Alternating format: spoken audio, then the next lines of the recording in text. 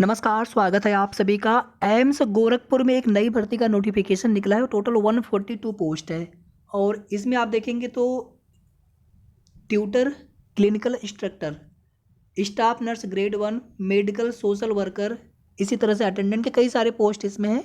आप लोग थोड़ा सा कोई भी वैकेंसी आए तो आप उसमें फॉर्म अप्लाई करिए और उसमें कोशिश करिए, एग्जाम हो तो एग्जाम दीजिए, ऑनलाइन एग्जाम हो तो ऑनलाइन एग्जाम दीजिए। आप कभी ये मत सोचा करिए कि नहीं उसमें हम नहीं कर पाएंगे, वहाँ पे बहुत हाई लेवल की मतलब उसमें प्रिपरेशन चाहिए, ये सब मत सोचा करिए। कब कहाँ पे लक आपका साथ दे देगा, कब कहाँ पे आपका हो जाएगा आप भी नहीं जानते हैं। एक दिन ऐसा होगा कि वो दिन आपका होगा और उस दिन सब कुछ अच्छा होगा। इसीलिए हमेशा कोशिश करते रहिए। लक केवल ऐसे हम बिना कोशिश किए तो लक कभी साथ नहीं देने वाला। कोशिश करते रहेंगे, भले हमारे प्रयास में कुछ कमी रह जाए, लेकिन अगर लक साथ दे देता है तो चीज़ें हो जाती हैं। तो आप लोग कोई भी अगर ऐसी वैकेंसी आती है तो आप लोग उसमें कोशिश करिए, उसमें फॉर्म डालिए, आवेदन करिए, जाइए वहाँ पर जो भी इंटरव्यू हो या फिर एग्जाम हो तो उस तरह से आप वहाँ पर जाइए। उसमें नेक्स्ट जो भी प्रोसेस है उसमें आप पार्टिसिपेट करिए, कोशिश करिए। ना हो कोई बात नहीं, कम से कम आपको एक्सपीरियंस तो मिलेगा।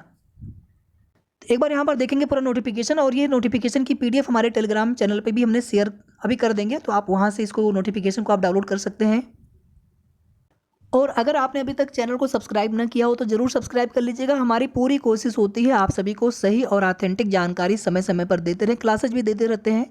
तो वीडियो को आप लोग प्लीज़ लाइक भी कर दीजिएगा, शेयर भी आप सभी कर सकते हैं। तो यहाँ पे आप सभी देख सकते हैं अखिल भारतीय आयुर्विज्ञान संस्थान एम्स गोरखपुर रिक्रूटमेंट नोटिस, ये डेट है 28/10/2023 की। यहाँ पर देखिए अलग अलग पोस्ट है और इनका पे लेवल भी दिया गया है एज पर 7th CPC, यानी कि जो 7वां वेतन आयोग है या 7वां वेतन कमीशन है उस हिसाब से। और आगे नंबर ऑफ पोस्ट भी यहाँ पर दिया गया है, ये पोस्ट का नाम है और यहाँ पर ये पोस्ट कितनी है, ग्रुप दिया गया। ग्रुप ए की वैकेंसी हो या फिर बी की वैकेंसी हो, आप सभी जानते हैं कि एक अच्छा वेतन मिलता है, बहुत बढ़िया वेतन मिलता है। लेवल 10 लेवल 8 एक बढ़िया वेतन मिलता है।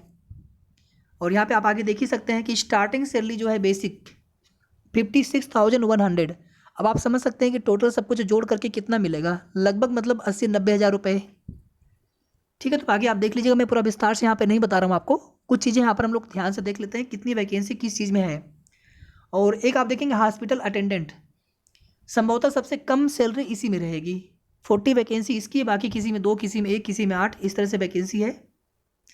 एक वैकेंसी हो तो भी आप आवेदन करिए, क्या पता वो वैकेंसी आपके लिए ही बनी हो।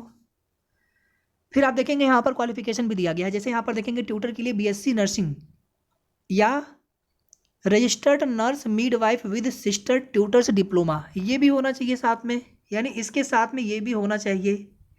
और इसके अलावा एक्सपीरियंस भी मांगा गया है 3 साल का इन ट्रेनिंग इंस्टीट्यूशन। ये जो है अधिमानी अगर है तो ठीक है, नहीं है तो कोई बात नहीं, अगर रहेगा तो आपको उसका बेनिफिट मिलेगा। ठीक है, स्टाफ नर्स का देख लीजिए, BSc नर्सिंग जो 4 साल वाला कोर्स है, या तो फिर BSc पोस्ट सर्टिफिकेट जो 2 साल वाला कोर्स होता है, जैसे GNM की बात करते हैं आप लोग जानते होंगे।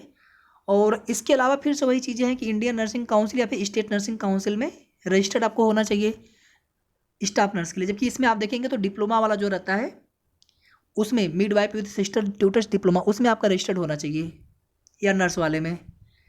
और यहाँ पर आगे आप देखेंगे तो शुड भी रजिस्टर्ड चाहिए हो गया, ये डिजायरेबल है। और यहाँ पर ये एक्सपीरियंस, यहाँ पर भी 3 साल का एक्सपीरियंस होना चाहिए एज स्टाफ नर्स ग्रेड 2, और ये जो भर्ती है ग्रेड 1 की भर्ती है। ठीक है, 100 बेडेड हॉस्पिटल में ये एक्सपीरियंस होना चाहिए। फिर आप देखेंगे आगे इसी तरह से मेडिकल सोशल वर्कर के लिए है, MA होना चाहिए, 5 years experience, 500 beds in line with welfare और health agency, preferably dealing with medical या पब्लिक हेल्थ सर्विस। डिजायरेबल मतलब होता है ना कि ये आपको प्रेफरेंस दिया जाएगा, ये होना आवश्यक नहीं होता। इसी तरह से असिस्टेंट के लिए देख लीजिएगा, डिग्री होना चाहिए और कंप्यूटर का नॉलेज होना चाहिए। फिर आप देखेंगे लाइब्रेरियन के लिए भी है। ठीक है, पूरा आप देख लीजिएगा इसे अच्छे से। बाकी अगर आपको कुछ पूछना हो तो आप पूछ सकते हैं अपने पोस्ट के हिसाब से। इसी तरह से स्टोर कीपर की पोस्ट है, हॉस्टल वार्डन की पोस्ट है, लैब टेक्नीशियन की पोस्ट है। 10+2 और डिप्लोमा होना चाहिए मेडिकल लैब टेक्नोलॉजी में, बस और कुछ नहीं। स्टेनोग्राफर की भी पोस्ट, इसमें स्टेनो आना चाहिए। ये तो बिल्कुल अलग पोस्ट हो गई, जिनको स्टेनोग्राफी आती होगी। कैशियर की पोस्ट इसी में है। कॉमर्स में डिग्री होना चाहिए। लैब अटेंडेंट 10+2 साइंस साइड से होना चाहिए। ठीक है, साइंस में मैथ बायो सभी आते हैं। और डिप्लोमा होना चाहिए मेडिकल लैब टेक्नोलॉजी में। फिर लाइब्रेरी अटेंडेंट है, इसी तरह से मैट्रिकुलेशन यानी 10वीं पास हो तो भी काम चल जाएगा और 2 साल का एक्सपीरियंस मांगा गया है। इसी तरह से आप देखेंगे आगे LDC यानी लोअर डिवीजन क्लर्क 12th, और इसी के साथ में आप देखेंगे तो इसमें टाइपिंग भी मांगा गया है। हॉस्पिटल अटेंडेंट 10वीं, इसके अलावा सर्टिफिकेट कोर्स होना चाहिए हॉस्पिटल सर्विसेज, और PA टू प्रिंसिपल डिग्री होना चाहिए, और कुछ स्किल टेस्ट भी इसमें मांगा गया है टाइपिंग का। एक पोस्ट यहाँ पर और कोई छूट रहा है, एक शायद एक हॉस्पिटल अटेंडेंट करके था, एक पोस्ट इसमें और भी कोई है। ठीक है, बाकी आपको कोई भी डाउट लगे आप पूछ लीजिएगा। अच्छा, एक यहाँ पर लाइब्रेरी अटेंडेंट है, ठीक है, ये वाला पोस्ट यहाँ पर अच्छा है, ये भी ठीक पोस्ट है, सभी की सभी पोस्ट अपने आप में अच्छी है, बस यहाँ पर वेतन अलग अलग है।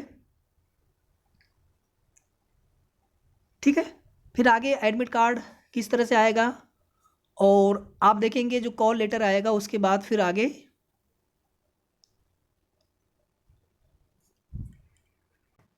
कॉल लेटर आने के बाद एग्जामिनेशन के लिए जो कि 1.5 घंटे का होगा। Candidates may be required to be at the venue for about 4 hours including the time required for completion of various formalities. मतलब थोड़ा पहले पहुंचना होगा आपको, बस ये बोला गया है। फिर आइडेंटिटी वेरिफिकेशन में क्या क्या आईडी आप दे सकते हैं। ठीक है, कुछ चीज़ें यहाँ पर नोट में, कुछ चीज़ें यहाँ पर सेंटर क्लासेज में करके दिया गया है। एग्जामिनेशन सेंटर कहाँ कहाँ पे रहेंगे, दिल्ली, लखनऊ, गोरखपुर में, बस और कहीं नहीं। ये भर्ती IIMS गोरखपुर की है। उसके बाद फिर मेरिट बेस पे ये आगे मेरिट बनेगा सिलेक्शन के लिए। ठीक है, आप देख लीजिएगा पूरा इसको, क्योंकि हमने भी इसको पूरा अच्छे से रीड किया नहीं है अभी। बाकी इसको एक बार हम अच्छे से देखेंगे, और आपके मन में कोई भी डाउट हो आप कमेंट करके पूछ लीजिएगा, हम आपको रिप्लाई करेंगे, पूरी कोशिश करेंगे रिप्लाई करने के लिए। 1/4 नेगेटिव मार्किंग भी रहेगा जो पेपर आपका होगा।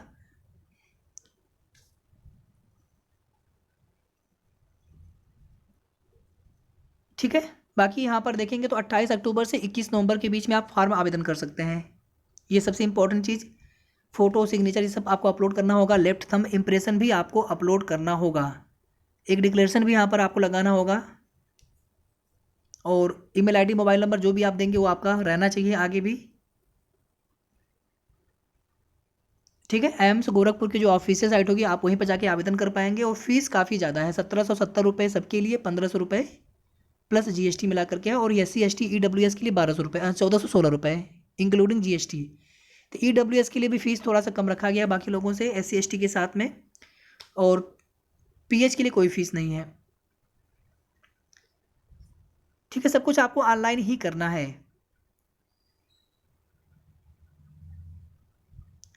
प्रिंट आउट आप ज़रूर रख लीजिएगा फॉर्म भरने के बाद।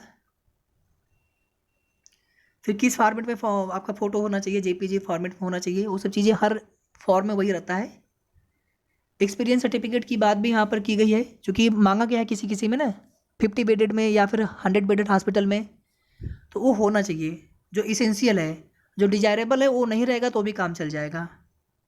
ठीक है, बाकी जो आप EWS है या फिर कास्ट सर्टिफिकेट वो सब भी लगाएंगे, फिर या फिर एज रिलैक्सेशन कितना है, ठीक है, वो सारी चीज़ें यहाँ पर दी गई हैं। तो आरक्षित वर्ग के अभ्यर्थियों को नियमानुसार छूट मिलती है 3 साल, 5 साल, इस प्रकार से। रिजर्वेशन के बारे में यहाँ पर दिया गया है। NOC, अगर आप पहले कहीं किसी गवर्नमेंट जॉब पर होंगे तो आपको NOC देना अनिवार्य है।